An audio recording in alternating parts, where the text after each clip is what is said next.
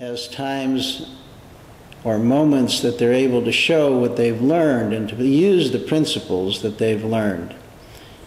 And for all of us, it is for us to be able to use those principles. Unless we had moments that we were tested, you wouldn't be able to know whether you knew the principles or not. In our ministry, since we started over at Colfax and Riverside, we've seen interesting people come and go. One that comes to mind at the moment is a young person that felt that they had heard everything before and they didn't need to hear anymore. They heard all of that. Now they needed to have something that they could use in their lives. And I had to laugh about that because all that they were hearing were things that they could use in their lives, but they had chosen not to use them. In fact, they had chosen that as mere rhetoric and didn't want to apply that within their life. There has to be a conscious decision by each individual that regardless of circumstance, that they will act and be a certain way, that they will use the principles that they've heard of within their life. One of the references in Scripture today talks about that which a person has might be taken away.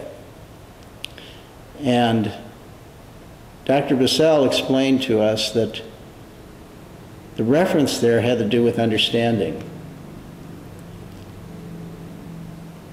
And you may have a lot of knowledge, but if you don't understand its depth and its purpose, and you don't understand that it's to be used within your life, when times of trouble come, everything you have will go away. Say a young married couple that about 5 or 6 years ago moved out to the desert, and he was in construction, and things were booming then. So he built a couple of houses and bought a couple of houses and even bought a couple of houses on spec. And he bought those at their highest level just before things started to go down. And as they report their lives, everything was terrific and lovely. And they were just living the principles. And now they've lost their way. And they're not happy with each other, and they're fighting because they're going to have to give up at least one of the houses, and maybe the house that they live in too. Construction's no longer booming out there. He doesn't have the money that he once had or was making. That which came in so easily has already been spent. There was no consideration for any possibility that there would be a time when there might be stress in the economy. And so now they take it out on each other. And so the concepts of love and peace and harmony that were once talked about are now gone from the relationship. What's left is anger, resentment, depression, and over what? Over money, material possessions. It's a poor way to build a relationship because there are always times of stress. And money, as they say, cannot buy love. So the understandings that they had when times were so pleasant and good are all gone from them now. They've been removed, and that which they had no longer exists. There are other people that have come to this, and they just view it as a phase, something else for them to go through during their lives, They recognize that this will change, this will move forward into a new concept, a new idea. Their very existence doesn't depend upon what the housing market is doing, what the stock market is doing, what big business is doing. The relationships don't depend upon that. They're built on something stronger and firmer. They're built on kindness, love, harmony, peace.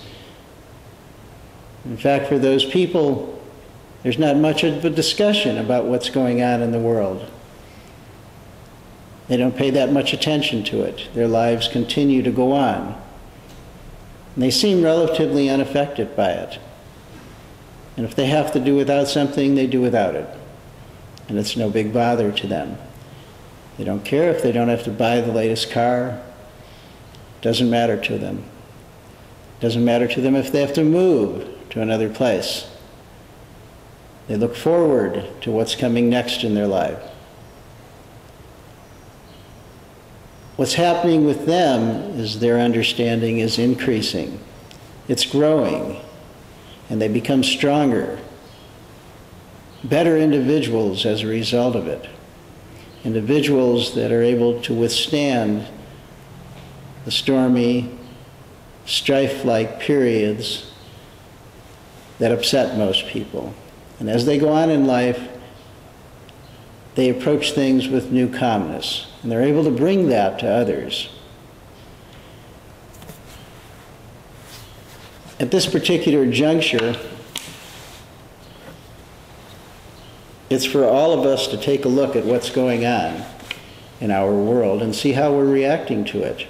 And if we find ourselves reacting strongly one way or another, the question might be to ask why.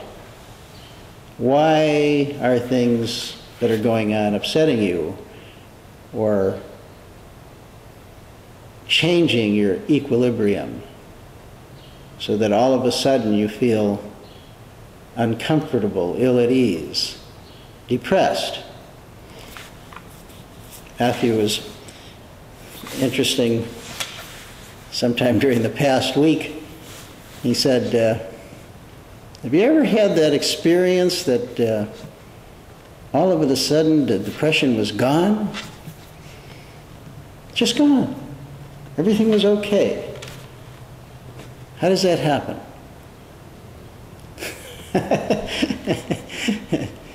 Interesting. We have ups and downs in our lives, and if we don't pay too much attention to the highs and the lows, we find that there's an equilibrium there, and that we survive it. It's not to say not to enjoy the highs, but enjoy the lows also. See where they're heading. Try to understand what they're really about and what that they can bring you in terms of peace and harmony. We learn more through the times of strife so that we can set those aside in the future when they come up. It is truly our growing period. And when we find ourselves having both, we let them grow together, because there is a period of time for the harvest. And what we want to harvest is the best of ourselves as we take it into the next section of our lives. So there's always a catalyst point where the things that are difficult fade and pass away. We've endured that difficulty, and we step out on the other side in a clearer and higher light. And it's a repetitive pattern in our lives. Whether it has to do with physical, material, emotional, or spiritual conflict, the conflict is the same. And it is for us to look to the conflict and to grow through it, and to step out on the other side into a new light of understanding, into a new joy, a new peace, and extended love for ourselves and our fellow man. With those thoughts in mind, let us close for this morning.